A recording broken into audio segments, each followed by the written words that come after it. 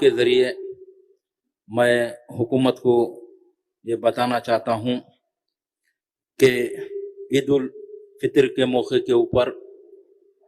जो हुकूमत के तरफ से इंतज़ामात किए जाते हैं,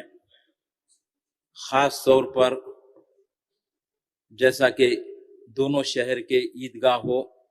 या मसाजिदों में जहाँ नमाज होती है वहाँ पर, और ख़ास तौर पर मजलिस इत्तेहादुल मुस्लिमीन के सदर मोहतरम नक़ीब मिल्लत अलहाज बैरिस्टर असदुद्दीन अवैसी साहब ने हुकूमत से नुमाइंदगी की है कि तेलंगाना रियासत के जितने ज़िले हैं उन ज़िलों में जो बड़े बड़े ईदगाह होते हैं और मसाजिद में जो नमाज होती है, उस ताल्लुक़ से हुकूमत वहाँ पर जो इंतज़ामात करती है वो इंतज़ामात अच्छे से अच्छे करने के लिए, जैसा कि ग्रेटर हैदराबाद के एरिया में GHMC के तरफ से जो इंतज़ामात वहाँ पर होते हैं, सफाई के हो या रोड्स के हो या वाटर वर्क्स डिपार्टमेंट की तरफ से, ख़ास तौर पर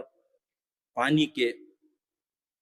जो वज़ू के लिए पानी के लिए होते हैं और पीने के पानी के होते हैं और बरखी के ताल्लुक़ से, तो मैं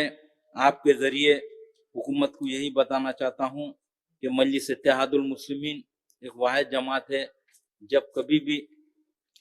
जो ईद के मौके होते हैं बराबर हुकूमत को नुमाइंदगी करती है और अच्छे से अच्छे इंतज़ामात करने के लिए। मैं आखिरी में ये भी आपके ज़रिए हुकूमत को बताना चाहता हूँ, ट्रैफिक के मसले के ऊपर जो ईदगाहों के पास जो ट्रैफिक का मसला रहता है, वहाँ पर भी जो ट्रैफिक के पुलिस वाले हैं वो लोग भी वहाँ मुतयन रहने से वहाँ पे अच्छा ट्रैफिक वहाँ पर नहीं रुकेगी।